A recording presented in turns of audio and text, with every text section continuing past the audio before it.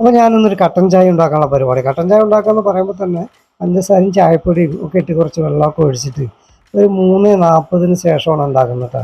കേരളത്തിൽ ഏറ്റവും കൂടുതൽ ചൂട് അനുഭവിക്കുന്നത് പാലക്കാടാണ്.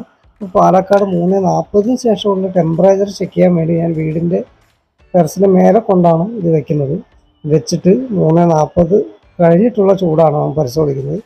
അത് കഴിഞ്ഞൊരു 4:28 ആ സമയത്തായിട്ട് ഞാൻ അവിടെ വന്ന് നോക്കിയപ്പോൾ ഏകദേശം കട്ടൻ ചായ റെഡി ആയിട്ടുണ്ട്.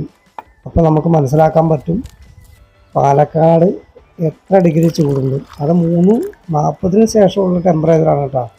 അപ്പോൾ അടിപൊളി കട്ടൻ ചായ ആയിട്ടുണ്ട്. ഇനി ഇവനെ നമ്മളൊന്ന് നന്നായി ആറ്റിയെടുത്തിട്ട്, ടെമ്പറേച്ചർ എന്ന് പറയുമ്പോൾ കട്ടൻ ചായൻ്റെ ചൂട് ഏകദേശം ഒരു 20-25 ഡിഗ്രി ചൂടോളം ആയിട്ടുണ്ട്. നമ്മൾ സെറ്റാക്കി എടുത്തിട്ടുണ്ട്. അപ്പോൾ ഈ ചൂടൊക്കെയാണ് ഇപ്പോൾ ഉള്ളത്. ഒരു 12 മണിക്ക് ശേഷമാണെങ്കിൽ എന്തായിരിക്കും അവസ്ഥ എന്ന് നിങ്ങൾ ചിന്തിച്ചാൽ തന്നെ അറിയാം.